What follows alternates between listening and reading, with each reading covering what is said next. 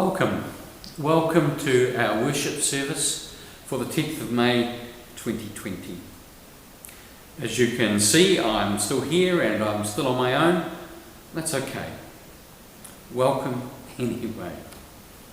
Now, we've had notice from the government this past week that we may well be coming out of level 3 within the week that is ahead of us and be moving to level 2. Now, potentially this will allow us to gather again on Sundays. We're uncertain at this point as a leadership how we might proceed. We want to ensure that not only as you come that you are safe, but that you also feel safe in this place. So we may not resume services here immediately. We may carry on as we're doing for a little while longer. We are meeting this Thursday evening to discuss how we might move forward. Please be free to contact me or to contact Bruce Hilly or Margaret Jenkin, our parish stewards, to talk over any concerns that you might have. And if there are any pastoral issues, please don't hesitate to give me a call. Let's pray. Lord, we thank you for the opportunity that we have to worship. That in fact, it doesn't matter how we do it, whether we do it in the privacy and the solitude of our own home, or whether we do it in the spaciousness of a place of worship like this. It's actually the heart-to-heart connection that you're looking for. And so we bring ourselves in the quietness this morning. And would seek that quietness within our own hearts to simply open ourselves before you, to allow ourselves to bring before you the things that, Lord, so often royalists are and at work within us, and to open ourselves to find that quiet place where your still small voice can speak into each of our hearts. So we take a moment simply to bring ourselves before you this day.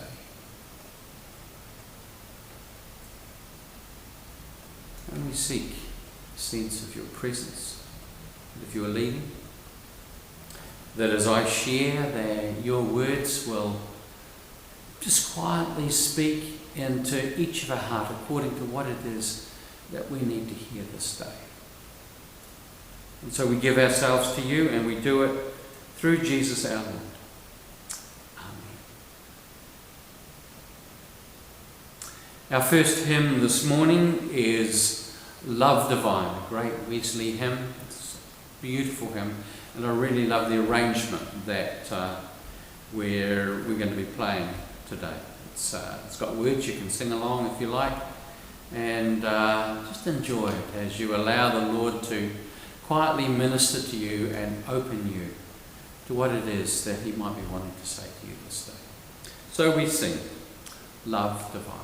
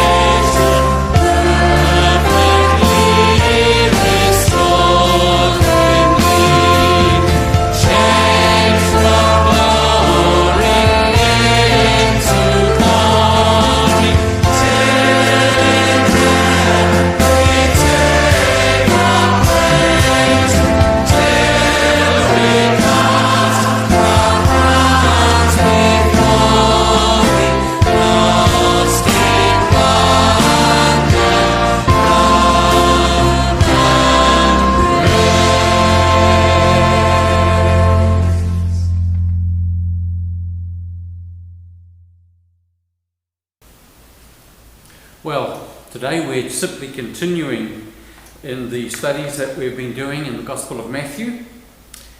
And today we're actually up to episode 50 since I started this online project. So today we're in Matthew chapter 13, verses 31 to 33, and it concerns two small parables of Jesus. Verse 31. Jesus put before them another parable. The kingdom of heaven is like a mustard seed that someone took and sowed in his field. It is the smallest of all seeds, but when it is grown, it is the greatest of shrubs and becomes a tree, so that the birds of the air come and make it nests in its branches. He then told them another parable. The kingdom of heaven is like yeast that a woman took and mixed in with 3 measures of flour until all of it was leavened. As I said, today we consider two parables. They're both short and they seem to complement one another. Yesterday we considered the first part of the parable of the tares, or the weeds, as it is more commonly known today. The second part, Jesus' interpretation of that parable, is yet to come. These two parables, the ones that we're looking at today, the parable of the mustard seed and the parable of the yeast, form part of an interlude between the two parts of the parable of the tares. Jesus does not provide an interpretation of these two parables. We will attempt one in the light of the kingdom of heaven teaching that Jesus gives. I've suggested that in the past, over the last few days, that parables work at a number of levels, and one of them is personal. They speak to us directly where we are. We will also look at this aspect again today. So we'll look at the two aspects, the kingdom of heaven kind of aspects and the personal aspects. Let's hear the first of the two. The kingdom of heaven is like a mustard seed that someone took and sowed in his field. It is the smallest of all the seeds, but when it has grown, it is the greatest of shrubs and becomes a tree, so that the birds of the air come and make their nests in its branches. It strikes me that there's something surprising about the kingdom of heaven.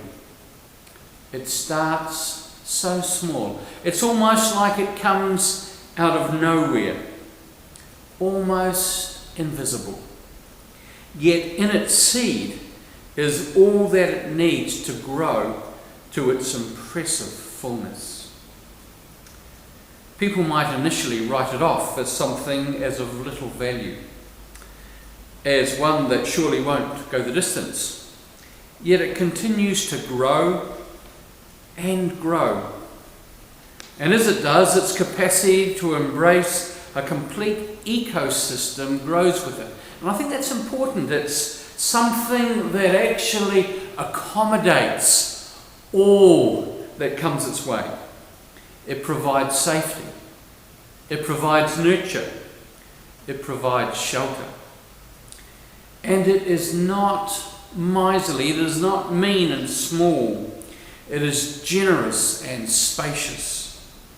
Ultimately, there will be room for all. It is not exclusive for a select group that is so often portrayed by those heaven jokes, where a particular group think, in their walled section, that they are the only ones that are there. I grew up in the Open Brethren, and that's what we imagined the joke was about. That we imagined that it was this walled section of heaven where people walk past quietly because they were told that's where the brethren are. They're the only ones who think they're here. So this image of the mustard seed which grows into this tree is one of expansiveness and inclusiveness, one that eventually will include all that there is. The kingdom of heaven will not ultimately be an exclusive place. My hunch is that Jesus is pointing to it being the only place. The kingdom of heaven will replace all other kingdoms there will ultimately only be one. And what a one it will be. One where all grow to their full potential. One where all become fully who they are destined to be in lives that are rich, full, ongoing, as each and all walk together and walk in the intimacy with one another and with God. Outside the walk with Jesus, with God, there ultimately is no walk. That's why there will only be one kingdom, because it's either found in Him or it isn't found at all. Now, let's look at the personal. The parable of the mustard seed invites us to consider what effect the kingdom of heaven is having on our lives.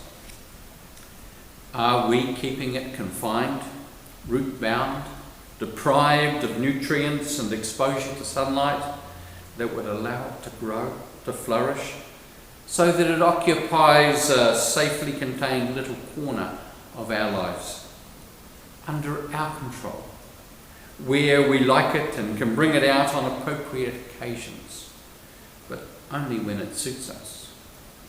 When we need that religious or spiritual buzz, when we feel a little desperate and bring it out to get our fix. Yet keep it always in a place where we are the ones in control of it. Is the kingdom of heaven kind of life for us one that must bend to our whims and desires, keep us in the style and life to which we aspire? Or, in the picture that Jesus offers us, are we willing to allow it to grow into its own way, establish itself in our lives, allowing it to take over? The parable points to it growing to be so much more than we ever might imagine or anticipate. Paul picks up that theme in the great benediction of Ephesians 3:20, where he commits his hearers to Him who by the power at work within us is able to accomplish abundantly more than all we ask or imagine. Listen again to those words. To the one who, by the power at work within us, is able to accomplish abundantly more, far more than all we ask or imagine. Now, I can imagine quite a bit, and yet the promises here is that I haven't even tapped the edges of what might be possible, of what it is God might be wanting to do. Here's the thing. As the kingdom of heaven kind of life grows within us, within you and within me, we grow with it. It comes to define us, but in a way that is truly us. The us we were born to be, not the shallow, small, miserable, mean, truncated us, but the us, the me, the you, and all our fullness and all our richness. The kingdom of heaven kind of life allows us to be expansive, to make room for others, that we become a nurturing and protecting place for others, where others in our orbit flourish and grow to be all they can be, because of their association with us. This parable invites us to make a choice. Keep the kingdom of heaven seed under wraps, in the cold, in the dry, in the dark where we can manage it, or allow it to grow and expand, open to the elements and the bright light of day, taking us on an adventure with it. One we will never regret, but in which we will find our true selves. So let's hear the second parable.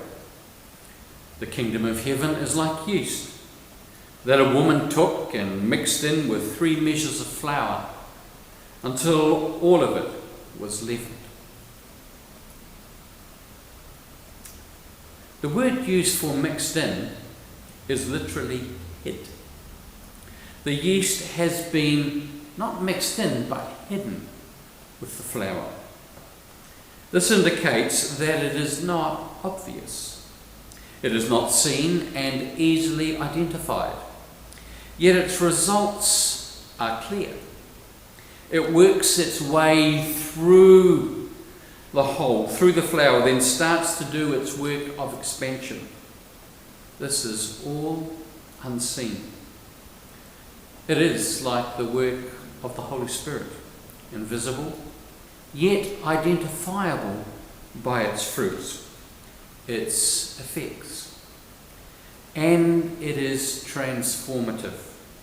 It grows the whole into that which can feed and nurture a crowd. It just keeps expanding and expanding.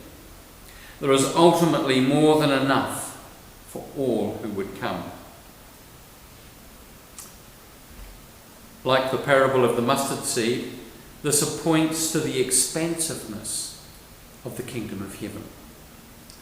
It may start small and unseen, yet ultimately it grows and embraces us all.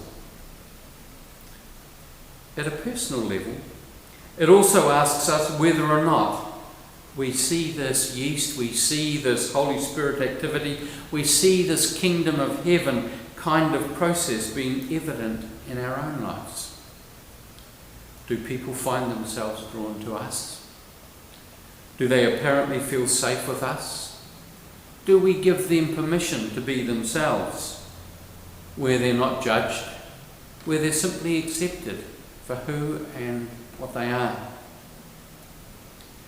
As others are drawn into our orbit because they know that this is where the life is, there's a sustenance to be had with us, food to be shared, encouragement that they can be all that they can become.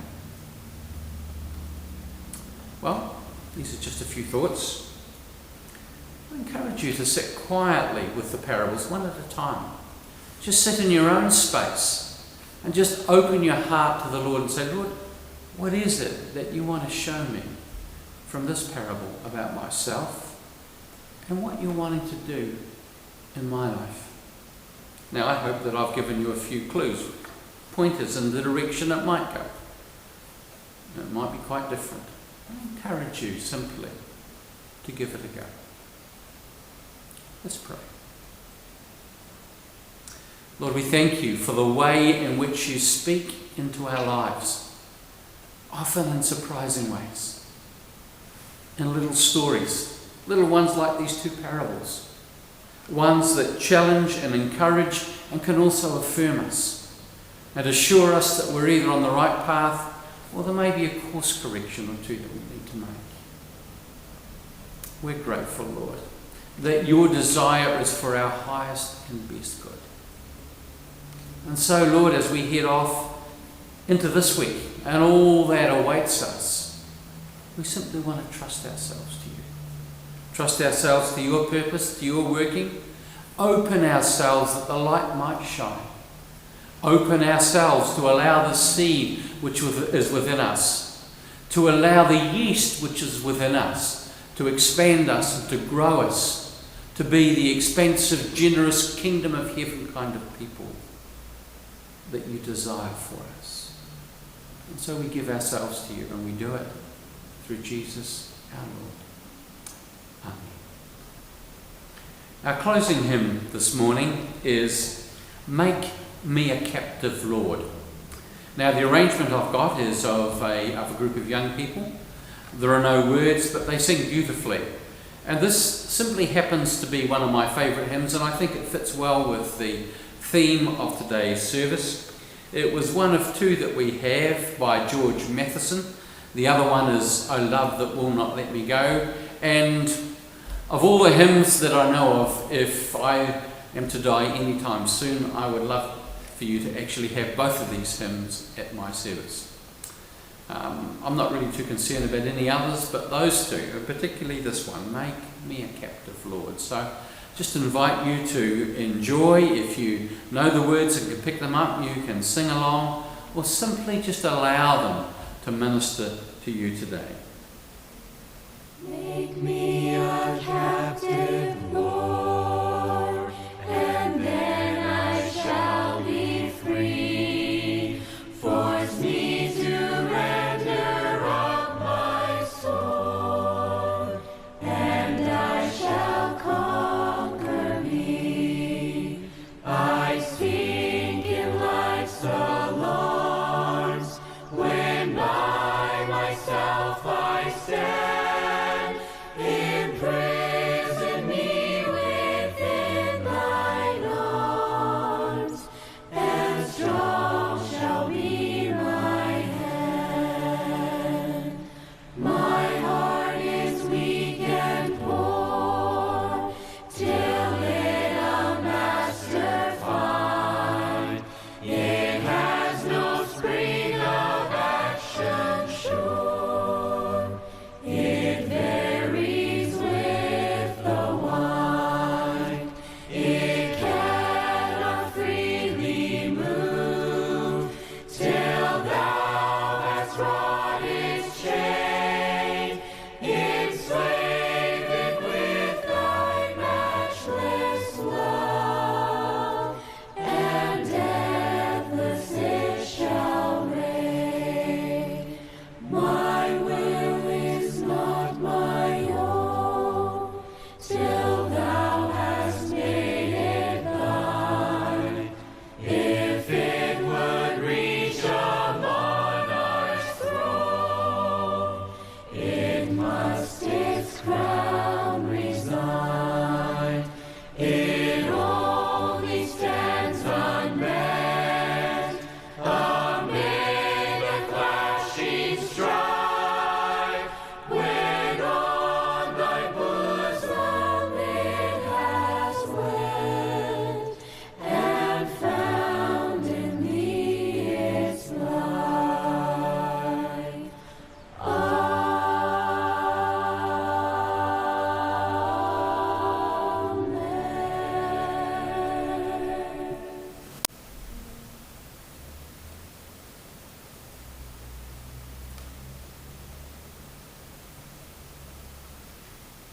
And our blessing. Do you not know? Have you not heard? The Lord is the everlasting God, the creator of the ends of the earth. He will not grow tired or weary, and his understanding no one can fathom. He gives strength to the weary and increases the power of the weak. Even youths grow tired and weary, and young men stumble and fail. But those who hope in the Lord will renew their strength. They will soar on wings like eagles. They will run and not grow weary.